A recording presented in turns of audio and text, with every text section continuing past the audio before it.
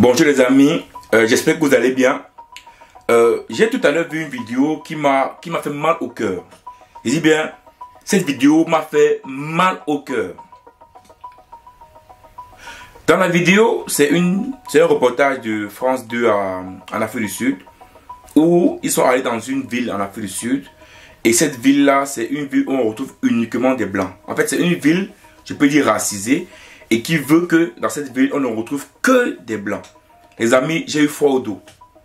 Comment des personnes qui sont venues dans un pays, même s'il y a cela 200 ans, ils décident dans un pays d'instaurer leur propre ville où ils ne veulent pas voir de noirs et ils le parlent ouvertement sur un reportage en 2024.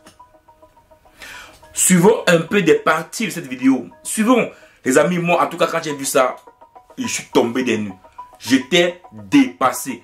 Je n'ai rien compris. Comment aujourd'hui encore, au 21e siècle, en 2024, il y a des blancs qui vivent en Afrique du Sud et qui ont encore des pensées de l'apartheid. C'est incroyable. Suivons et on se prend juste après. L'Afrique du Sud est loin d'avoir trouvé la paix. Le pays est souvent cité comme le plus dangereux et le plus inégalitaire au monde. Les Blancs ne représentent que 7% de la population mais détiennent toujours les 3/4 des terres et la plupart des richesses du pays. Dans la province désertique du Cap Nord, voici Orania, une ville de 3000 habitants qui ne cesse de s'agrandir. Il n'était que quelques centaines il y a 20 ans. Et si certaines familles viennent s'y installer, c'est parce qu'à Orania, il n'y a aucun noir. Pour vivre ici, il faut être afrikaneur, chrétien et blanc.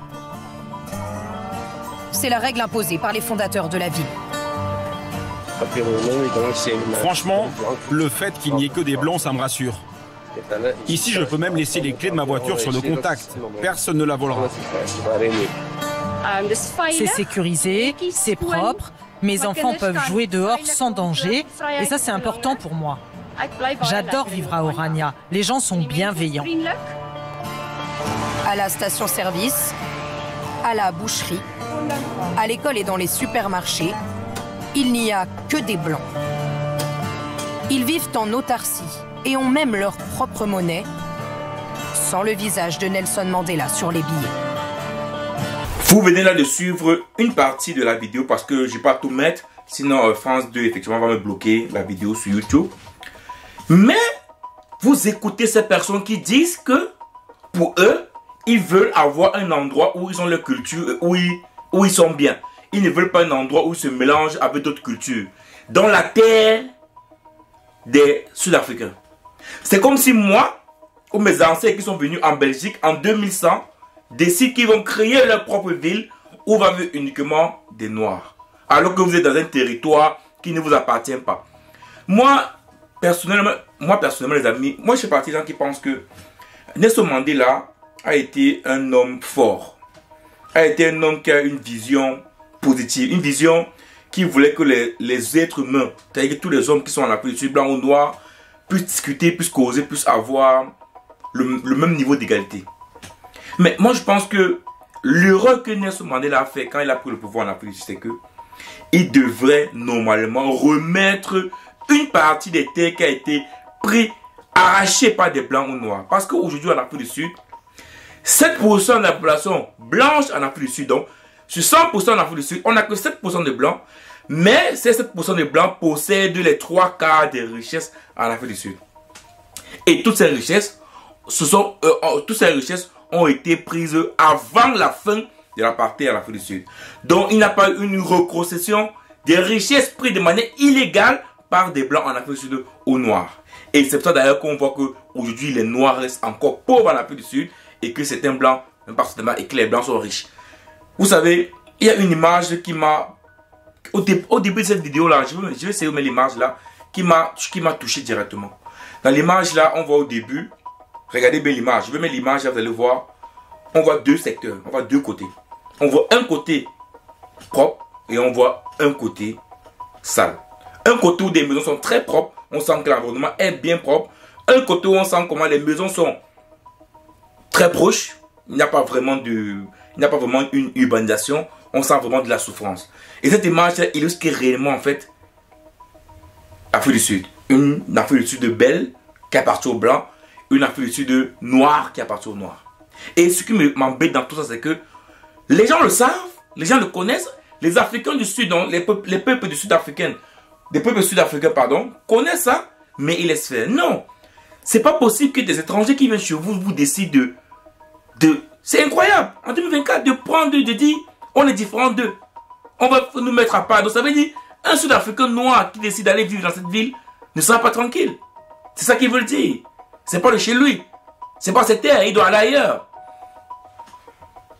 Même aux États-Unis, que le pays qu'on sait tantôt que là-bas, les Noirs ne sont pas valorisés, les lois ne sont pas respectées, et qu'il y a encore plein de détails là-bas où il y a des Noirs où les Noirs ne peuvent pas intégrer, non pas autant de racisme fort comme en Afrique du Sud. En tout cas, je ne pense pas.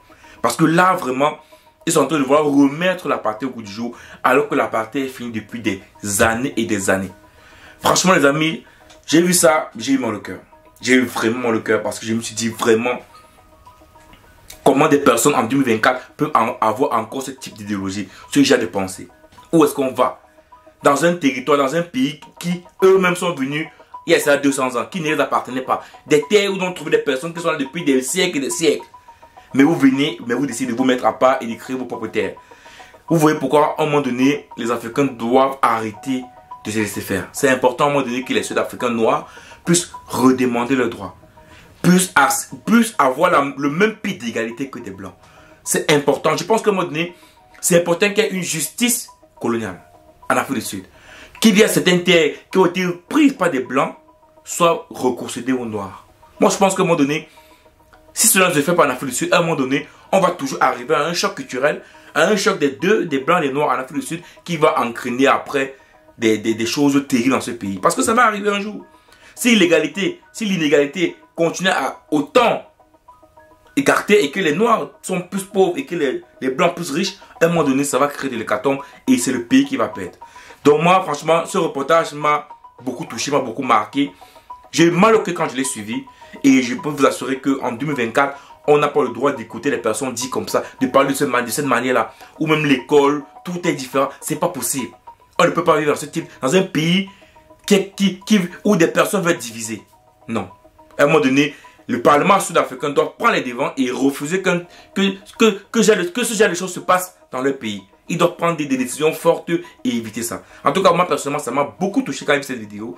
Parce que des personnes qui viennent dans un pays et décident de faire ça, le minimum quand tu veux chez quelqu'un, c'est de respecter ses lois, c'est de respecter sa culture. Mais non, toi tu viens, tu décides de te séparer parce que tu es mieux que les autres. Non les amis, à un moment donné, il faut arrêter ça. Il faut réellement arrêter ça. Ciao.